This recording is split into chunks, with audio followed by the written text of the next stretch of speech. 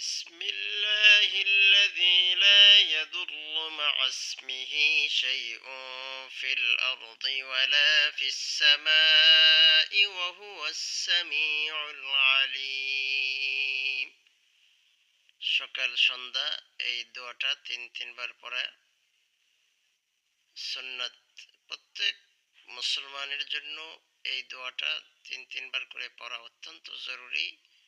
হাদিস শরীফের মধ্যে এই দোয়া সম্পর্কে ফজিলত বর্ণিত আছে। বিশেষ করে এই দোয়ার আমলের বদৌলতে আল্লাহ রাব্বুল আলামিন আপনাকে এবং আমাকে সকল প্রকার অ্যাক্সিডেন্ট, অনাকাঙ্ক্ষিত মৃত্যু, আগুনে জলে মৃত্যু এবং পানিতে ডুবে মৃত্যু ইত্যাদি অনেক কঠিন কঠিন বিপদ থেকে আল্লাহ রাব্বুল আলামিন এই দোয়ার বদৌলতে আপনাকে আমাকে আল্লাহ পাক হেফাজত করবেন। সকলে আমল করার তৌফিক আল্লাহ দান করুন।